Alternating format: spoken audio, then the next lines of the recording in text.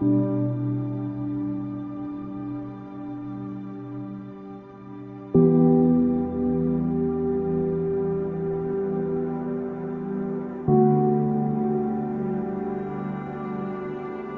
Ibu, Saudara sekalian yang dikasihi oleh Tuhan, mari kita sama-sama dengan iman mendeklarasikan Pentakosta ketiga. Pentakosta ketiga adalah pencurahan Roh Kudus yang dahsyat di zaman ini, melebihi yang terjadi di Azusa Street. Pentakosta ketiga akan mengakibatkan penuaian jiwa yang terbesar dan yang terakhir sebelum Tuhan Yesus datang kembali. Pentakosta ketiga akan membangkitkan generasi Yeremia, yaitu anak-anak muda yang dipenuhi Roh Kudus, cinta mati-matian kepada Tuhan Yesus, tidak kompromi terhadap dosa, dan akan bergerak untuk memenangkan jiwa. Pentakosta ketiga lahir di Indonesia dan bergerak ke bangsa-bangsa. Gerakan ini dari timur ke barat dan akan kembali ke Yerusalem. Pentakosta ketiga akan memberikan kuasa untuk menyelesaikan amanat agung, dan setelah itu Tuhan Yesus datang kembali.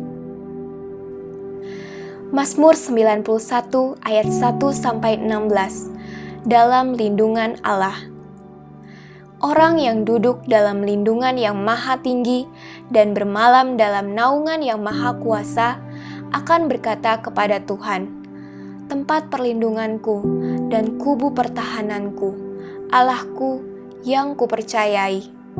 Sungguh, Dialah yang akan melepaskan engkau dari jerat penangkap burung, dari penyakit sampar yang busuk. Dengan kepaknya ia akan menudungi engkau, di bawah sayapnya engkau akan berlindung. Kesetiaannya ialah perisai dan pagar tembok. Engkau tak usah takut terhadap kedahsyatan malam, terhadap panah yang terbang di waktu siang, terhadap penyakit sampar yang berjalan di dalam gelap, terhadap penyakit menular yang mengamuk di waktu petang. Walau 1.000 orang rebah di sisimu dan 10.000 di sebelah kananmu, tetapi itu tidak akan menimpamu. Engkau hanya menontonnya dengan matamu sendiri dan melihat pembalasan terhadap orang-orang fasik. Sebab Tuhan ialah tempat perlindunganmu, yang maha tinggi telah kau buat tempat perteduhanmu. Malapetaka tidak akan menimpa kamu, dan tulah tidak akan mendekat kepada kemahmu. Sebab malaikat-malaikatnya akan diperintahkannya kepadamu untuk menjaga engkau di segala jalanmu. Mereka akan menatang engkau di atas tangannya, supaya kakimu jangan terantuk kepada batu. Singa dan ular tedung akan kau langkahi, engkau akan menginjak anak singa dan ular naga. Sungguh, hatinya melekat kepadaku, maka aku akan meluputkannya. Aku akan membentenginya, sebab ia mengenal namaku. Bila ia berseru kepadaku, aku akan menjawab. Aku akan menyertai dia dalam kesesakan. Aku akan meluputkannya dan memuliakannya. Dengan panjang umur akan kukenyangkan dia, dan akan kuperlihatkan kepadanya keselamatan daripadaku.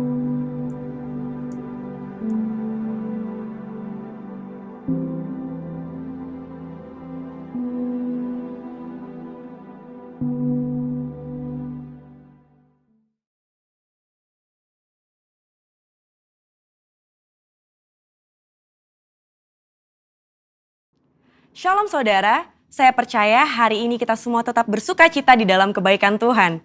Pesan Tuhan yang menjadi tema di tahun 2021 menegaskan bahwa tahun ini adalah tahun integritas. Hal ini berarti kunci kemenangan di tahun ini terletak dari integritas seorang Kristiani dalam segala aspek kehidupannya. Oleh karena itu, dalam edisi Voice of Pentecost kali ini, saya akan membahas tentang berintegritas di tengah krisis hidup. Saudara, di hari-hari ini, ujian integritas sedang terjadi bagi saudara dan saya. Contohnya, apakah kita tetap baik saat dalam tekanan, akan tetap loyal dalam keadaan kekurangan, atau justru berkompromi dengan dunia saat sakit, gagal, bahkan sampai saat miskin mendadak? Saudara, perlu kita ingat bahwa integritas adalah hasil pembentukan dan tidak otomatis bisa dimiliki seseorang. Pembentukan integritas membutuhkan ujian, proses, dan waktu. Di dalam Mazmur 1 ayat 1 berkata, Berbahagialah orang yang tidak berjalan menurut nasihat orang fasik, yang tidak berdiri di jalan orang berdosa, dan yang tidak duduk dalam kumpulan pencemooh.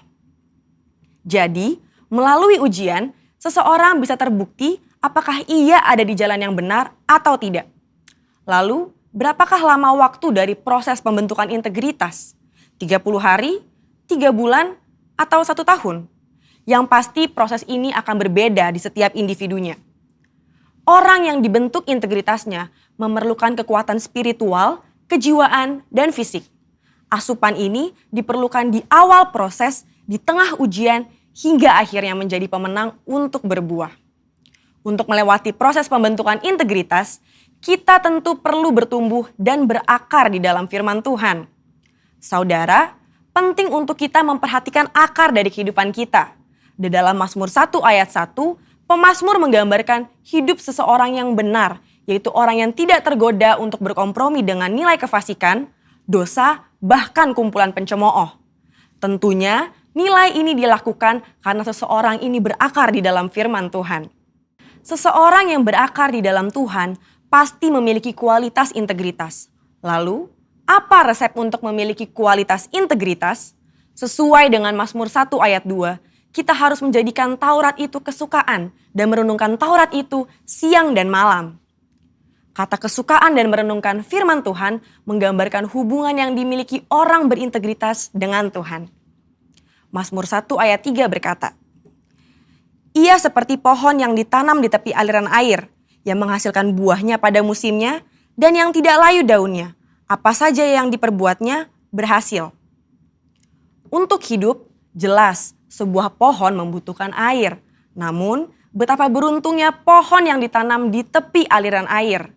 Ia tidak membutuhkan waktu lama dan usaha besar untuk akarnya mencari air. Kesukaan dan merenungkan firman-Nya siang dan malam merupakan gaya hidup orang berintegritas. Hal ini digambarkan dalam Mazmur 1 ayat 2 dan 3.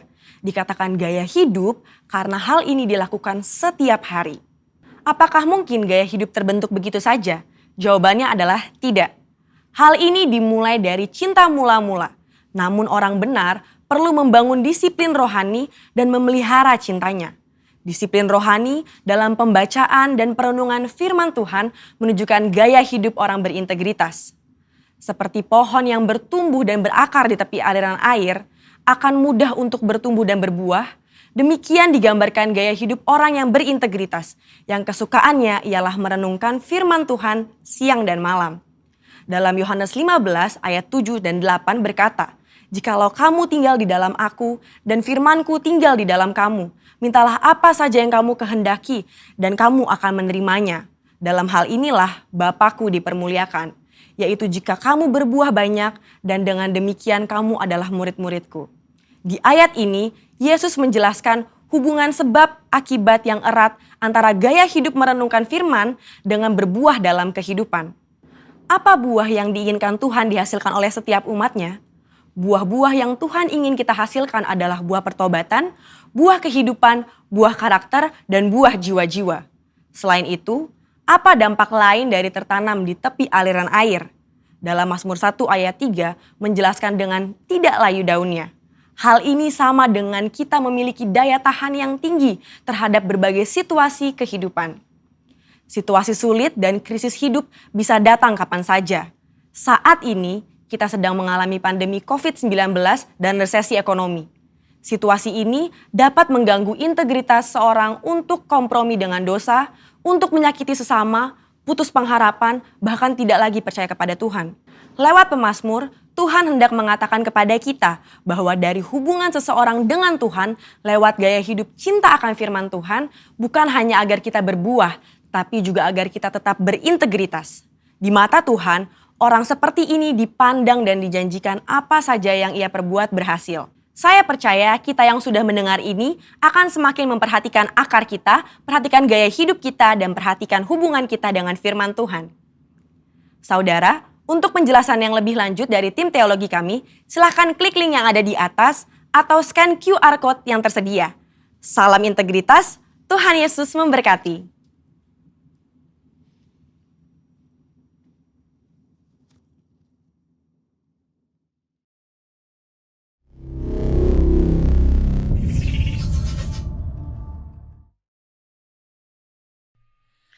Puji Tuhan, Shalom.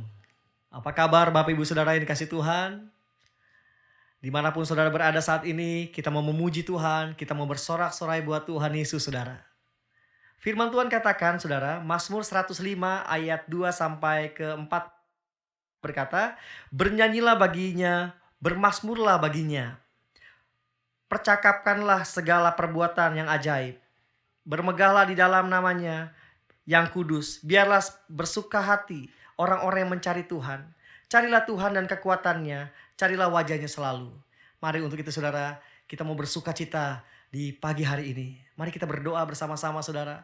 Terima kasih ya Tuhan, Kau Bapa yang baik dalam hidup kami. Datanglah kerajaan-Mu di tempat kami Tuhan. Biar kasih-Mu boleh kami rasakan saat ini Tuhan. Terima kasih Bapa, Engkau yang mengubahkan ratapan kami menjadi tari-tarian. Duka cita kami menjadi sukacita. Kami bersyukur ya Tuhan. Kami bersuka cita pagi hari ini. Di dalam nama Yesus kami berdoa dan mengucap syukur. Mari setiap kita yang percaya, yang mau memuji menyembah Tuhan, sama-sama kita katakan amin. Haleluya. Haleluya. Terima kasih Tuhan. Mari Bapak Ibu Saudara dikasih Tuhan, sama-sama kita katakan pujian ini. Penolong yang selalu setia, memenuhi keperluanku. Tak pernah Dia mengecewakan. Yesusku tak pernah gagal. Segala perkara dapat ku tanggung di dalam Dia yang memberi kekuatan. Tuhan Yesus penolong dan sahabat. Tetap percaya Tuhan setia. Oh, biar pujian ini menjadi doa setiap kita saudara. Mari sama-sama sekali lagi kita naikkan pujian ini. Penolong yang selalu setia, memenuhi keperluanku. Tak pernah Dia mengecewakan. Yesusku tak pernah gagal. Segala perkara dapat ku tanggung di dalam Dia yang memberi kekuatan. Tuhan Yesus penolong dan sahabat. Tetap percaya Tuhan setia. Mari sama-sama lagi katakan segala perkara. Segala perkara dapat ku tanggung di dalam Dia yang memberi kekuatan. Tuhan Yesus penolong dan sahabat. Tetap percaya Tuhan setia. Mari biar musik naikkan pujian ini. Mari setiap kita sembah Tuhan Yesus saudara. Haleluya. Kami percaya, kami percaya janji-Mu. Oh, terima kasih ya Tuhan. Terima kasih Roh Kudus. Terima kasih ya Tuhan. Mari lebih lagi saudara buat Tuhan Yesus. Oh, segala perkara dapat ku tanggung di dalam Dia yang memberi kekuatan. Tuhan Yesus penolong dan sahabat. Tetap percaya Tuhan setia. Segala perkara dapat ku tanggung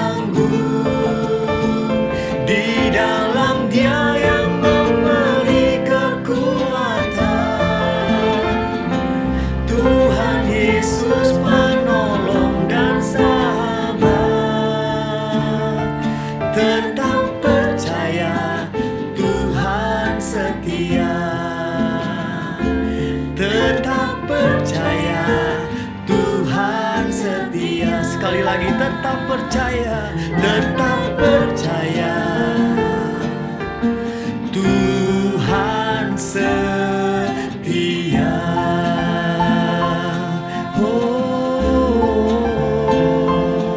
Mari kita agungkan namanya, saudara. Mari kita sembah Dia. Mari kita sembah Dia. Haleluya. Haleluya.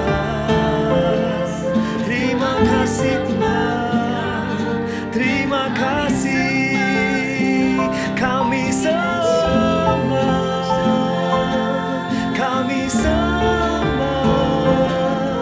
namanya Yesus, namanya Yesus. Ora basikara namaya sana namaya sa. Ora basikara barala barala barala barala barala. Ora basikara barala barala. Kami percaya Tuhan Yesus, sebab di bawah kolong langit ini tidak ada nama lain yang olehnya kami dapat diselamatkan ya Tuhan. Terima kasih Tuhan. Terima kasih. Terima kasih Tuhan. Kami percaya kami punya Tuhan yang besar. Kami punya Tuhan yang besar. Terima kasih ya Tuhan. Ini pujian kami pagi ini Tuhan. Terima kasih Tuhan. Terima kasih Roh Kudus. Haleluya. Mari sama-sama saudara kita katakan, aku punya Tuhan yang besar, yang telah berjanji dan sanggup menggenapi imanku, bersepakat percaya kuasanya. Ku terima sekarang kemenangan darimu. Aku punya Tuhan yang besar. Aku punya Tuhan yang besar, yang telah berjanji dan sanggup menggenapi imanku, bersepakat percaya kuasanya. Ku terima sekarang kemenangan darimu. Mari lebih lagi saudara buat Tuhan Yesus. Aku punya Tuhan yang besar, yang telah berjanji dan sanggup menggenapi imanku, bersepakat percaya kuasanya. Ku terima sekarang kemenangan darimu.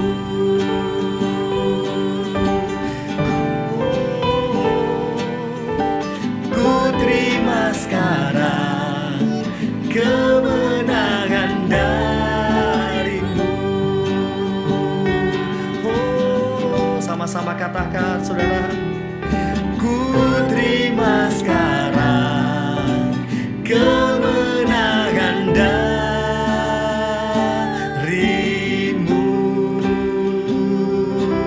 Haleluya.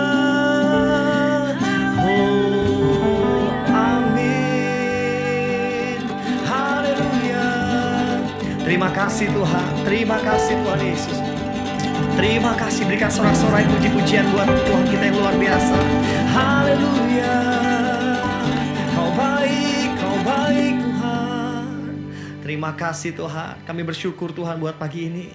Sebentar Tuhan kami akan mendengar firman-Mu Tuhan. Tuhan urapi setiap kami Bapa. Biarlah Tuhan setiap pujian kami naikkan kepadamu Tuhan. Doa-doa kami Tuhan. Biar di pagi hari ini kami boleh tertanam Tuhan dalam hadirat-Mu Tuhan. Dalam firman-Mu Tuhan. Kami bertumbuh Tuhan. Bahkan kami berakar, bahkan berbuah-buah di hadapan-Mu Tuhan Yesus. Urapi setiap kami Tuhan. Kami siap mendengar isi hati-Mu lewat kebenaran firman-Mu Tuhan. Di dalam nama Tuhan Yesus, mari setiap kita yang percaya sama-sama kita katakan amin.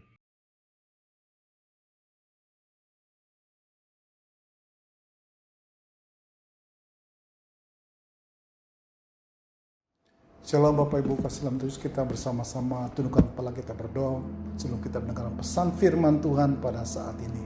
Bapa di surga, terima kasih kalau hari ini kami berada di dalam minggu ibadah kami. Kami mau berdoa, kami meminta Tuhan memberikan kepada kami Tuhan pengurapan Tuhan untuk kami boleh mendengarkan firman-Mu, supaya kami bersama-sama menjadi pelaku firman Tuhan dalam hidup ini Tuhan. Urapi hamba-Mu dan urapi umat-Mu yang ada di rumah-rumah, biar kami boleh mengerti apa yang menjadi pesan dari Tuhan. Dalam nama Yesus kami berdoa. Haleluya. Amin. Shalom Bapak Ibu dan Saudara sekalian, kita bersyukur pada hari ini bersama kembali dalam ibadah pada minggu pertama bulan Mei 2021. Selama lebih dari 1 tahun ini kita melakukan ibadah melalui Zoom maupun YouTube. Waktu cepat berlalu. Dari Maret 2020 sampai dengan Mei 2021 tidak terasa sudah memasuki bulan kelima dari tahun 2021 ini. Satu hal yang dihadapi hari-hari ini adalah waktu yang tidak pasti. Tidak ada yang pasti dalam hidup ini. Misalnya berapa lama waktu pandemi COVID-19 ini akan selesai. Belum lagi ditambah dengan masalah lain seperti kapan waktu krisis ekonomi akan selesai, PHK, persoalan politik, sosial, dan lain sebagainya. Sehingga kondisi ini dapat membuat umat Tuhan mungkin bertanya-tanya, di manakah Tuhan? Mengapa Tuhan tidak turun tangan menolong umatnya? Berada di tengah pandemi ini menjadi sesuatu yang harus dirasakan bersama-sama. Kita tidak memahami betul apa yang sedang dihadapi. Sehingga Bapak dan Ibu dan Saudaraku takut bersosialisasi, kita takut berpergian, dan kita juga menjaga kebersihan diri dan lingkungan sebaik mungkin untuk menghadapi wabah ini. Di hari-hari ini begitu banyak keadaan yang membuat bingung kita semua. Kadang-kadang juga membuat kita merasa serba salah. Hal itu mungkin dikarenakan terus-menerus berada di rumah sehingga tidak bisa kemana-mana. Bahkan seolah-olah tertahan ataupun bosan, resah dan hal lain itu berkecamuk di dalam hati. Belum lagi masalah-masalah pekerjaan, usaha, toko yang dalam kondisi belum normal. Sehingga penghasilan menjadi berkurang, sedangkan pengeluaran makin bertambah. Persoalan rumah tangga atau keluarga dan banyak lainnya yang harus kita alami, maupun yang kita harus jalani, membuat saudara dan saya menunggu waktu dengan rasa takut, rasa gelisah dan khawatir. Kita tidak tahu berapa lama waktu ini akan terjadi dan berlalu dalam kehidupan manusia pada zaman ini. Bicara tentang waktu, sebuah berita dari media Pikir Rakyat menyampaikan bahwa ada jam iklim prediksi usia bumi. Ya. Bapak Ibu kasih dalam Tuhan Saudaraku, belum lama ini beredar sebuah unggahan yang diduga menampilkan waktu yang tersisa untuk planet bumi bisa bertahan. Umur bumi yang tersisa tersebut disampaikan pertama kali oleh Union Square Manhattan pada Sabtu 19 September 2020. Jam digital yang terpampang di gedung tinggi tersebut menunjukkan bahwa usia bumi tinggal 7 tahun, 101 hari, 17 jam, 29 menit, dan 22 detik hingga anggaran karbon bumi habis. Jam ini disebut juga dengan jam iklim, dan ini diresmikan oleh seniman Gan Golan dan Andrew Boyd. Kedua seniman ini membuat jam iklim sebagai salah satu bentuk upaya pencegahan efek dari pemanasan global. Bapak Ibu, menurut Golan dan Boyd ini, tenggat waktu yang tersisa didasarkan pada perhitungan Mercator Research Institute mengenai persamaan global dan perubahan iklim di Berlin. Selain itu, mereka juga mendasarkan waktu iklim ini pada laju emisi karbon bumi yang terjadi saat ini. Dalam sebuah kesempatan, Golan dan Boyd juga menyampaikan bahwa laporan NASA tahun 2019 menunjukkan jika suhu bumi meningkat 1,5 derajat Celcius, maka bumi akan mengalami gelombang ekstrim. Bapak Ibu, patut diketahui bahwa karbon menjadi unsur dasar segala kehidupan bumi yang berada di kerak bumi ini. Jika karbon bumi ini habis, itu berpotensi terjadi kekacauan bagi makhluk hidup yang ada di dalamnya. Alhasil, ada kebakaran, kekeringan makin sering terjadi, serta ketersediaan air menjadi terbatas. Inilah dampak dari penipisan karbon yang ada di bumi ini. Oleh karena itu, Glenn Golan dan Andrew Boyd ini beserta sejumlah timnya membuat jam climate clock yang dapat menjadi penanda bagi manusia di seluruh dunia untuk mengetahui waktu penipisan karbon. Sebelum waktu habis, kita masih bisa memperbaikinya kondisi bumi dengan melakukan sejumlah cara, melakukan penanam pohon dengan go green dan sebagainya. Bapak Ibu, menurut Stephen Hawking, salah satu cara agar manusia dapat bertahan adalah planet lain sebagai tempat tinggal manusia yang baru, yaitu planet Mars yang direkomendasikan untuk tempat tinggal manusia ke depannya. Meskipun sekarang planet Mars belum siap untuk dihuni manusia, namun banyak penelitian yang telah dilakukan untuk itu. Bapak Ibu kasih dan saudaraku, dari waktu ke waktu kita jalani kehidupan di bumi ini dalam menyikapi sikap setiap permasalahan yang dihadapi di muka bumi ini, dan belum lagi dengan berbagai hal yang terjadi. Mari saudaraku, kita boleh merenungkan apa yang harus kita sikapi dan hadapi dalam menghadapi tantangan dan mengerti waktunya Tuhan dalam hidup ini. Ada satu lagu refrainnya mengatakan begini, yang menjadi berkat buat kita semua. Waktu Tuhan pasti yang terbaik, walau kadang tak mudah dimengerti. Lewati cobaan, ku tetap setia. Waktu Tuhan pasti yang terbaik.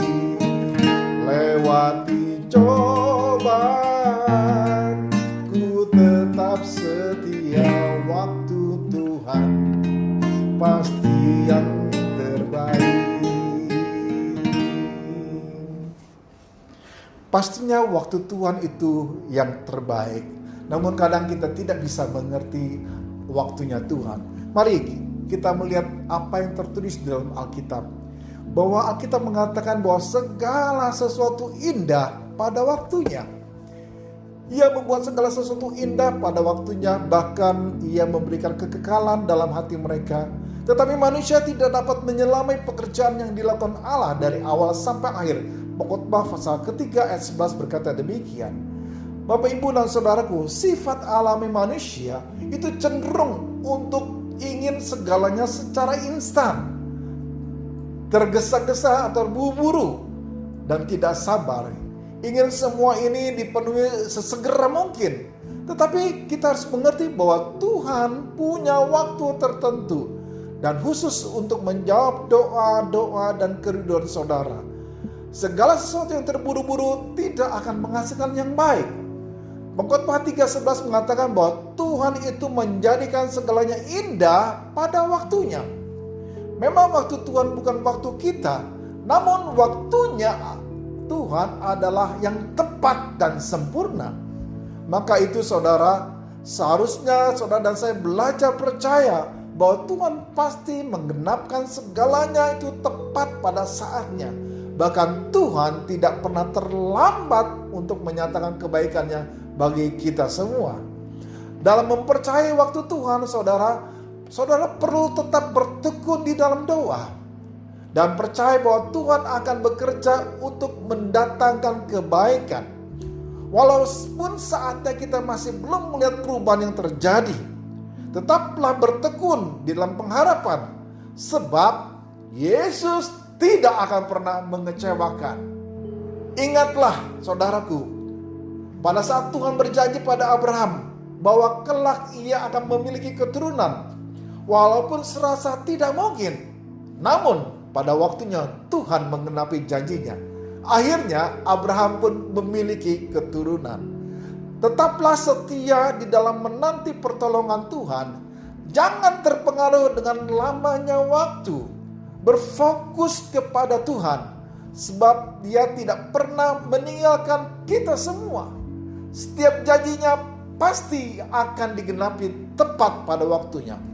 Kalau saudara mempercayai waktu Tuhan, artinya saudara perlu meletakkan segala beban pikiran saudara di bawah kaki Yesus.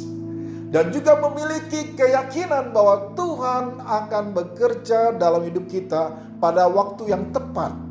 Jangan pernah berjalan di dalam keraguan serta kecemasan. Percayakanlah segalanya di dalam kendali Tuhan.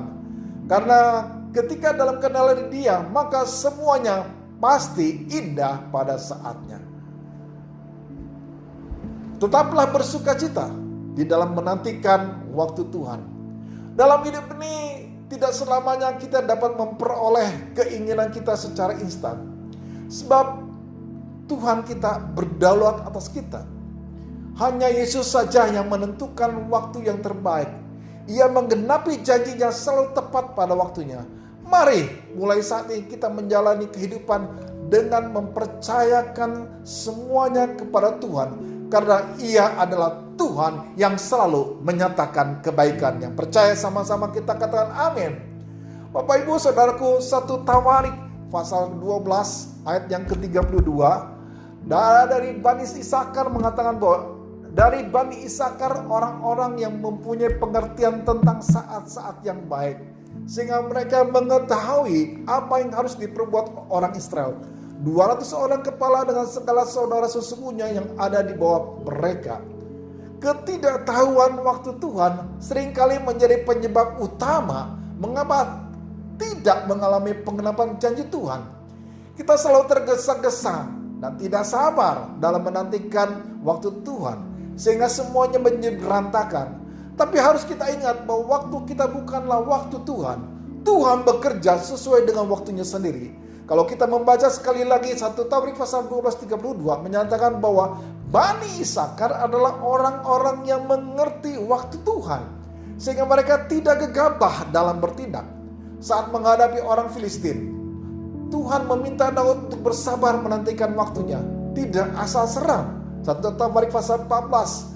Lalu Daud pun berbuat seperti yang diperintahkan Allah kepadanya. Maka mereka memukul kalah tentara orang Filistin, mulai dari Gibeon sampai Geser. Karena apa? Karena mereka taat kepada tuntunan Tuhan, dan Daud mengalami kemenangan. Kita harus bisa memahami cara kerja dan waktunya Tuhan.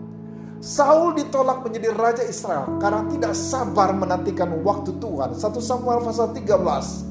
Ketika Lazarus jatuh sakit, Alkitab mencatat, Yesus sengaja tinggal 2 hari lagi di tempat di mana ia berada. Yohanes pasal 11 ayat 6 berkata demikian. Kemudian dinyatakan bahwa Lazarus telah 4 hari dibaringkan di dalam kubur, yaitu dia sudah meninggal. Secara manusia, Marta dan Maria kecewa karena Yesus menunda waktu untuk datang, sehingga saudaranya Lazarus akhirnya meninggal. Tetapi tidak ada kata terlambat bagi Tuhan. Tuhan Yesus justru berkata, tetapi syukurlah aku tidak hadir pada waktu itu, sebab demikian lebih baik bagimu, supaya kamu dapat belajar percaya. Yohanes pasal 11 ayat 15 berkata demikian. Dan pada waktu yang tepat, Tuhan Yesus membangkitkan Lazarus dari kematian. Selalu ada rencana Tuhan yang indah di balik masalah yang kita alami. Sering kita berkata, mengapa Tuhan tidak segera menolongku? Mengapa Tuhan sepertinya diam dan tidak bertindak? Kita kecewa dan tidak lagi tekun menantikan Dia. Ada banyak orang yang sudah percaya Yesus, mengetahui kedahsyatannya, kehebatan kuasanya, tetapi saat diperhadapkan pada masalah, hanya berharap kepada manusia, bukan kepada Tuhan. Kepercayaan kepada Tuhan hanya sekedar pengetahuan saja. Bapak, Ibu, dan Saudara, dalam pelayanannya Tuhan Yesus banyak melakukan mujizat yang membuat orang takjub, dan kemudian mereka mengikuti Dia kemanapun Dia pergi.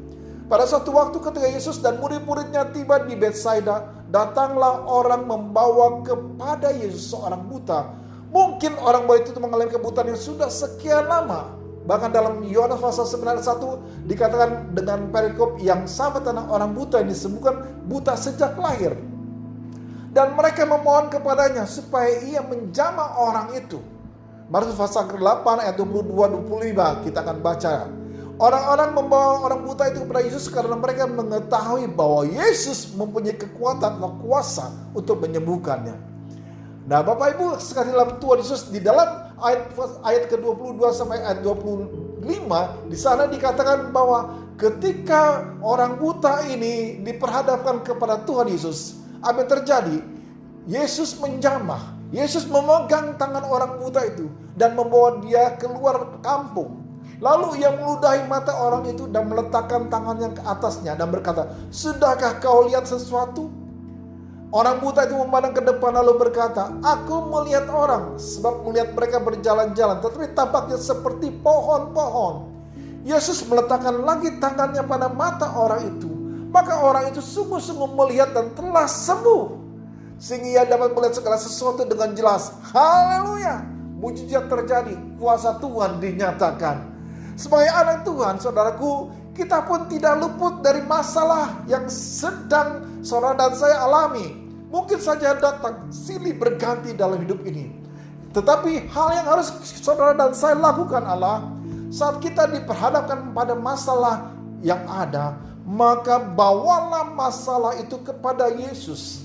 Karena dia mengerti dan mempedulikan kita semua. Kadang ketika kita punya masalah dan sudah dibawa kepada Yesus, sudah berdoa tetapi belum ada jawaban, ya. Karena waktu Tuhan berbeda dengan waktu kita, sehingga saudara dan saya harus mengikuti waktunya Tuhan dan tetap sabar untuk menantinya. Ada kalanya kita mau menyelesaikan masalah dengan cara sendiri, tetapi Yesus mempunyai berbagai macam cara untuk menolong kita. Jalan Tuhan tidak bisa diselami oleh saudara dan saya. Karena itu kita harus mengikuti cara dan waktunya Tuhan. Yang percaya mengatakan sama-sama, katakan amin. Sebab itu saudaraku, dan Tuhan Yesus dikatakan pada saat ini segala sesuatu indah pada waktunya. Yang terakhir Bapak Ibu harus saudara dan saya harus simak hari-hari ini. Sebab waktu kedatangannya sudah sangat dekat. Apa yang Tuhan mau saudara dan saya diingatkan menjelang kedatangan Tuhan Yesus yang kedua kali. Bapak Ibu, Yesus berkata dalam Lukas pasal 12 ayat 54, dia berkata kepada orang banyak, "Apabila kamu melihat awan naik di sebelah barat, segera kamu berkata, akan datang hujan." Dan hal itu memang terjadi. Dan apabila kamu melihat angin selatan bertiup, kamu berkata, hari akan panas terik, dan hal itu memang terjadi. Hai orang-orang munafik, rupa bumi dan langit kamu tahu menilainya. Mengapakah kamu tidak dapat menilai zaman ini? Banyak orang saat ini pandai untuk melihat berbagai tanda-tanda di bumi. Seperti yang tadi sudah kita dengar bersama-sama, yaitu Golan dan Boyd bicara tentang iklim. Tetapi mereka tidak pandai menilai tanda-tanda akhir zaman. Karena ini berkaitan dengan kedatangan Tuhan Yesus yang semakin dekat. Bapak, Ibu, dan Saudaraku, kalau kita membaca dalam Matius pasal 24, dalam ayat ketiga sampai 14, di sana ada tanda-tanda menjelang kedatangan Yesus Kristus kedua kali. Salah satunya adalah akan banyak nabi-nabi palsu yang menggambarkan diri mereka sebagai Tuhan, atau mereka melakukan penyesatan sembunyi-sembunyi. Tidak terlalu ketara, tapi semua orang-orang jauh dari Tuhan. Belum lama ini kita gempar dengan viral dengan nabi yang ke-26, ya. Akan banyak nabi-nabi palsu. Alkitab telah mencatatnya dan menuliskannya bahwa hari-hari ada banyak penyesatan yang terjadi. Nah, ada tanda yang berikutnya, bertambahnya kejahatan, kehancuran moralitas, perdagangan anak, eksploitasi remaja, Bapak Ibu. Bahkan di luar negeri berkembang istilah LGBTQ+. Ya. Semua itu Bapak Ibu, semua itu pasti mendatangkan murka Allah. Kalau Bapak Ibu membaca dalam 2 Timotius pasal ketiga ayat 1 dengan 4, di sana Bapak Ibu akan melihat keadaan manusia pada akhir zaman. Alkitab berkata, ketahuilah bahwa pada hari-hari terakhir akan datang masa yang sukar. Manusia akan mencintai dirinya sendiri dan menjadi hamba uang. Mereka akan membual dan menyombongkan diri.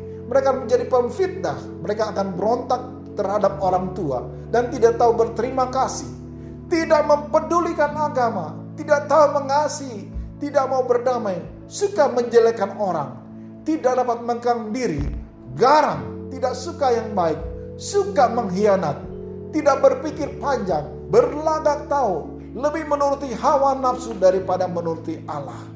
Itulah demikianlah keadaan manusia di akhir zaman ini. Bapak, Ibu, dan Saudara, hari-hari ini kita sedang ada di dalam waktunya akhir di mana masa zaman ini akan berlalu. Bapak Ibu, kalau kita memperhatikan kondisi yang terjadi di muka bumi ini, demikianlah apa yang dituliskan di dalam Alkitab. Keadaan yang terjadi Bapak Ibu, bahwa banyak manusia menuruti hawa nafsu dan mereka tidak menuruti Allah kembali. Belum lagi teknologi dari RFID, yaitu chips yang ditanamkan, tanda triple six yang membuat data seseorang yang sedang berlangsung di negara-negara bagian Eropa maupun di negara-negara yang lain, Bapak Ibu, yang dimasukkan ke dalam tubuh yang sangat kecil dan mereka semua memakainya. Dan bahkan saudara kasih, tanpa chip tidak ada yang bisa membeli atau menjual. Saudaraku, dalam Tuhan Yesus, bila baterai dalam chip itu pecah, itu akan menimbulkan bisu-bisu besar. Dan saat itulah zaman antikristus. Dan kita percaya Bapak, Ibu, dan Saudara, anak-anak Tuhan sudah mengalami namanya pengangkatan. Bapak, Ibu, kasih dalam saudara Kristus, Injil kerajaan Allah akan diberitakan ke seluruh dunia. Apalagi dalam kemajuan zaman teknologi internet saat ini. Setelah kita tahu ada di dalam kondisi pandemi COVID-19 ini, semua teknologi internet semua terpakaikan kemana-mana. Semuanya bicara tentang teknologi. Dan bahkan bukan itu saja, Injil pun yang belum bisa masuk oleh karena teknologi internet ini. Tuhan Yesus akan memulihkan segala sesuatu. Kita sendiri telah mengalami pemulihan Tuhan. Kita bisa percaya dan diselamatkan. Dan kita percaya bahwa Tuhan Yesus akan datang memulihkan segala sesuatu atas orang-orang yang sungguh-sungguh dengan Tuhan. Kita berada di akhir zaman. Dan sebentar lagi Tuhan Yesus Kristus datang menjemput saudara dan saya. Inilah waktunya Tuhan. Sebab itu, apa yang harus saudara lakukan? Saudara, engkau harus tetap menjadi orang yang setia. Mari berjaga-jaga dalam hidup saudara. Sungguh-sungguh dengan Tuhan dalam hidup ini. Jadilah saudara kasih menjadi 5 gadis yang bijaksana. Matius pasal 25. Saudara bersiap sedia selalu dengan minyak. Minyak itu bicara dengan urapan Tuhan, urapan Roh Kudus yang menuntun saudara, yang memelihara, memimpin saudara dalam kehidupan saudara setiap hari. Berusaha sungguh-sungguh untuk selalu siap sedia karena waktu Tuhan Yesus akan datang. Yesus Kristus sudah mau datang. Saudara kasih dan Tuhan Yesus, saudara dan saya, saudara harus mempersiapkan diri saudara sungguh-sungguh. Kerjakan bagian saudara dengan sungguh-sungguh. Manfaatkan waktu saudara sebaik mungkin sebelum datangnya Tuhan Yesus ke dalam dunia ini. Dan saudara kasih, sebab itu jangan lupa lipat kali gandakan setiap karunia yang saudara miliki, talenta saudara. Matius pasal 25 ayat 14-31. Waktu Tuhan Yesus datang, biarlah ia mendapati saudara dan saya sedang mengerjakan pekerjaan Bapa. Tidak bermalas-malasan. Jangan berhenti melayani dengan baik. Tidak ada alasan untuk saudara dan saya tidak melayani. Sebagai pelayan Tuhan dengan baik, engkau harus melayani sungguh-sungguh. Saudara kasih, setiap kali saudara punya kesibukan dan aktivitas, ingat Tuhan memberikan tugas amanat agung untuk pergi jadikan semua bangsa muridku. Sekali lagi, bagi setiap saudara yang melayani, jangan kau putuskan untuk tidak melayani. Karena waktu Tuhan sudah sangat dekat. Saudara sungguh-sungguh melayani dengan sungguh-sungguh dengan Tuhan. Tuhan Yesus akan mengadakan pemisahan antara domba dan kambing.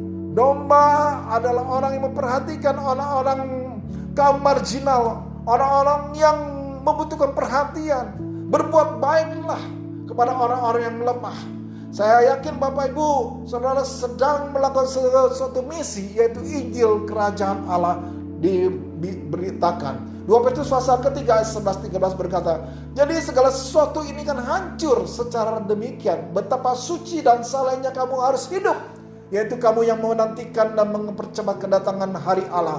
Pada hari itu langit akan binasa dalam api dan unsur-unsur dunia akan hancur karena nyalanya. Tetapi sesuai dengan janjinya, kita menantikan langit yang baru dan bumi yang baru. Sebab itu saudara-saudaraku yang kekasih, Sambil menantikan semuanya ini, kamu harus berusaha supaya kamu kedapatan tak bercacat dan tak bernoda di hadapan Tuhan. Saudaraku, dalam Tuhan Yesus, dalam perdamaian dengan Tuhan Yesus Kristus. 2 Petrus pasal ketiga ayat 14. Sebab itu Bapak Ibu, kita harus tahu dan kita harus yakinkan waktu Tuhan sudah sangat dekat. Sebab itu ada waktu Tuhan adalah waktu yang terbaik. Dikala kita menunggu setiap jawaban doa yang kita panjatkan, tidak akan pernah terlambat pertolongan Tuhan tepat pada waktunya. Meskipun situasi tidak memungkinkan, percaya saja dan beriman kepada Tuhan. Pasti Dia akan memberikan jalan keluar atas setiap masalah saudara. Kedatangan Tuhan Yesus kedua kali sudah semakin dekat. Mari kita semua jangan lengah, tapi berjaga-jaga. Selalu dalam hidup takut akan Tuhan. Kita tidak bisa bermain dengan kehidupan ini. Secepatnya dan sebisa mungkin kita harus bertobat kalau saudara menemukan sesuatu pelanggaran atau dosa yang kita lakukan. Kembali kepadanya, kepada jalan Tuhan. Jangan tunda agar ke depan kita tidak bercacat dan tidak bernoda. Pada saat Tuhan Yesus datang kembali ke dalam dunia ini untuk jemput kawan kita di awan permai, kita semua boleh mengalami kemuliaan Tuhan. Haleluya, kita berdoa bersama-sama. Sungguh kami bersyukur Bapa di surga untuk hari ini kami berada dalam waktu yang Tuhan sediakan, yaitu untuk mendengar pesan firman Tuhan. Pesan bicara tentang waktu Tuhan yang terbaik. Sebab itu Tuhan Yesus, biarlah setiap kami bersama-sama boleh mengarahkan hati dan pikiran kami kepada setiap perintah Tuhan dan setiap janji Allah. Sehingga kami Tuhan tidak meleset atau tidak melakukan sesuatu yang tidak berkenan di hadapan Tuhan. Dan pada waktunya Tuhan, Engkau berada di dalam kami Bapa, dalam waktu yang tepat Tuhan sendiri yang akan membawa kami dalam kemuliaan Tuhan. Terima kasih Bapa, biarlah setiap kami boleh berjaga-jaga. Kami sungguh-sungguh Tuhan menanti kedatangan Yesus dengan setia dan taat kepada firman Tuhan. Terima kasih Bapa, kami berdoa Bapa untuk setiap umat-Mu yang di rumah-rumah. Kalau mereka dalam keadaan masalah, persoalan, Tuhan Engkau berikan kepada mereka jalan keluar. Kalau mereka dalam keadaan putus asa, kecewa Bapa, kuatkan dan hiburkan mereka bahwa Yesus Kristus sanggup menolong setiap masalah mereka. Pada saat ini Tuhan, kalau ada jemaat Tuhan yang mengalami sakit penyakit, Engkaulah Allah yang dapat menyembuhkan. Kalau orang buta dapat dicelikan matanya, Tuhan, orang yang sakit apapun, kuasa Tuhan masih ada, mujizat masih terjadi. Dalam nama Yesus terjadilah atas mereka yang ada di rumah. Terpujilah nama Yesus kalau selama-lamanya. Dalam satu nama kami berdoa. Haleluya. Amin. Bapak, Ibu, dan saudara kasih dalam Tuhan Yesus, pada saat ini kita akan masuk dalam perjamuan kudus. Perjamuan kudus ini adalah perjamuan Tuhan Yesus sendiri. Setiap kali kita masuk dalam perjamuan kudus, pesan Tuhan kepada kita semua. Dan Ia berkata, biarlah ini menjadi peringatan akan aku. Saudara dan saya diminta untuk mengingat akan kebaikan Tuhan Yesus, kesetiaannya, pengorbanannya, supaya saudara lebih mengasihi Tuhan dan lebih mengasihi satu dengan lain. Mari saudaraku, saya ajak saudara untuk berdoa. Ya Tuhan, siapakah kami ini? Sebelum kami mengenal Engkau, kami semua adalah orang berdosa, upah dosa maut, mati.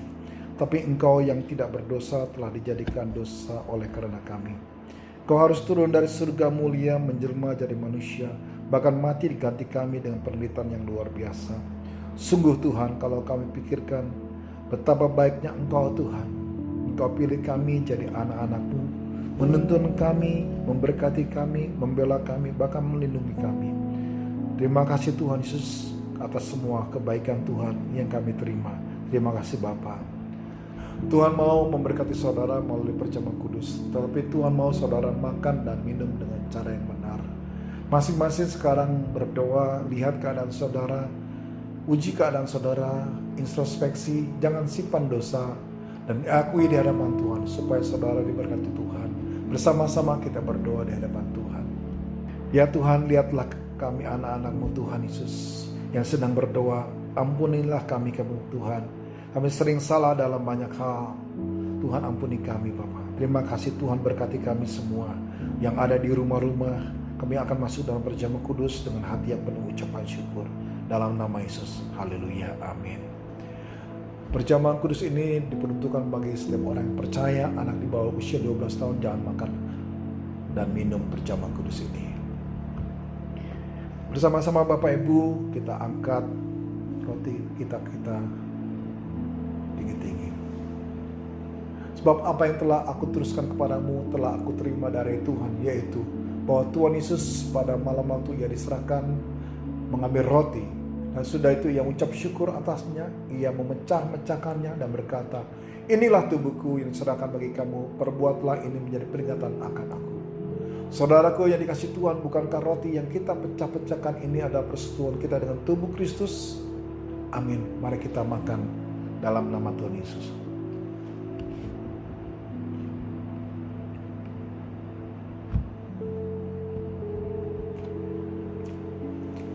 Mari kita angkat cawan di tangan kanan kita tinggi-tinggi.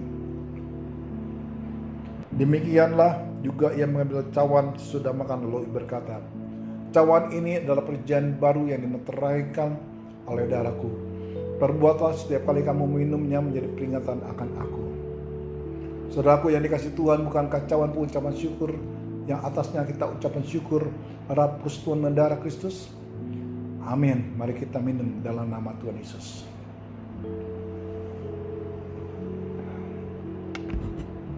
Mari setiap saudara semua mengucap syukur, berterima kasih kepada Tuhan. Ucapkan bahwa kebaikan Tuhan baik buat saudara dan saya. Haleluya.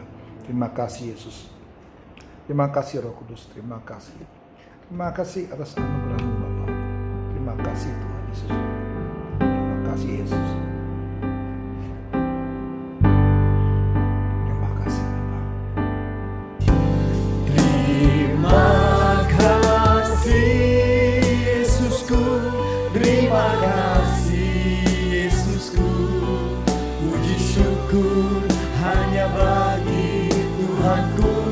Terima kasih Yesusku, terima kasih Yesusku. Puji syukur hanya bagi Tuhanku. Puji syukur hanya bagi Tuhanku. Puji syukur hanya bagi Tuhanku.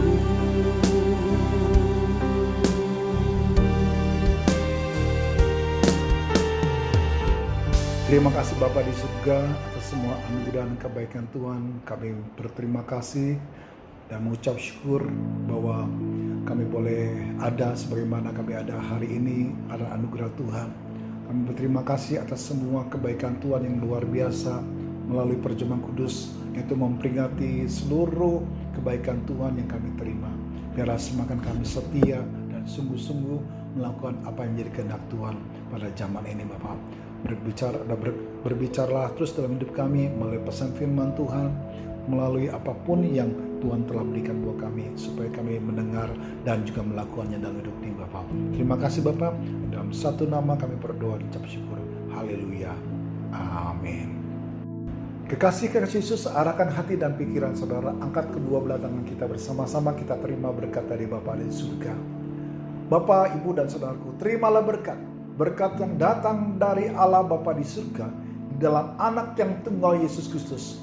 Persekutuan, penghiburan, pertolongan, pembelaan, bahkan kuasa dari Roh Kudus menyertai kita semua dari hari ini sampai kedatangan Yesus kedua kali dan bahkan sampai selama-lamanya. Yang percaya diberkati Tuhan bersama-sama kita katakan amin. Bapak, Ibu dan saudaraku, selamat hari Minggu dan Tuhan Yesus selalu memberkati kita semua. Mari kita bersama-sama menjaga kesehatan kita dan kita bersama-sama juga bersyukur atas kebaikan Tuhan melalui setiap apa yang Kau berikan kepada Dia. Haleluya. Selamat hari Minggu, Tuhan Yesus memberkati.